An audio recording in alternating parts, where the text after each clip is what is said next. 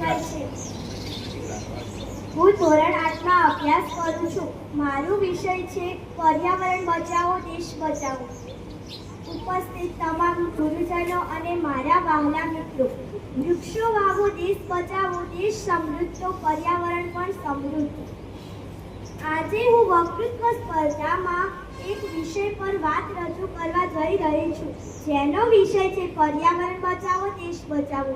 મિત્રો, પર્યાવરણ એટલે આપણી આજુબાજુનું કુદરતી વાતાવરણ, જેમાં હવા, પાણી, જમીન અને વૃક્ષો।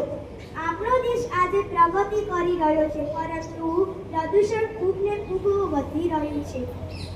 કેમિકલવાળા પાણીઓ નદીમાં પડતા તે દૂષિત બની જાય છે અને પ્લાસ્ટિકના કચરાથી આપણી જમીનનું બંધારણ બગડે છે।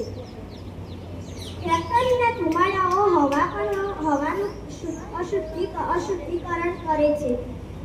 વૃક્ષો કાપવાથી વરસાદ ઓછો થાય છે અને ગરમી વધી જાય છે।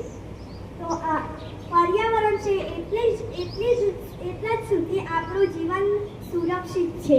એટલા માટે આપણે ભવિષ્યમાં નાના પગલાં ભરવા જોઈએ, જેમ કે નંબર 1, આપણે દર વર્ષે આપણા જન્મદિવસે એક વૃક્ષ વાવવું જોઈએ।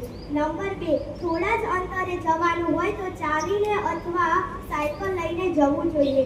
નંબર 3, પ્લાસ્ટિકની થેલીના બદલે કાપડની થેલીનો ઉપયોગ કરવો જોઈએ। નંબર 4, પાણી અને વીજળીના બગાડને અટકાવવો જોઈએ।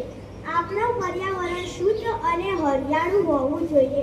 હરિયાળું અને શુદ્ધ પર્યાવરણ હશે તો આપણા દેશના દરેક નાગરિકનું સ્વાસ્થ્ય સ્વસ્થ રહેશે અને આપણો દેશ સાચા અર્થમાં પ્રગતિ કરી શકશે। આપણે સંકલ્પ લેવો જોઈએ કે પ્રકૃતિનું રક્ષણ કરીશું અને આપણા દેશને હરિયાળો, સુંદર અને સુરક્ષિત બનાવીશું। ધરતી આપણી માતા છે, તેનું જતન એ આપણી ફરજ છે। ધરતી એ આપણી માતા છે, તેનું જતન એ આપણી ફરજ છે। વૃક્ષો વાવો દેશ બચાવો, વૃક્ષો વાવો દેશ બચાવો। અસ્તુ, જય હિન્દ, જય ભારત।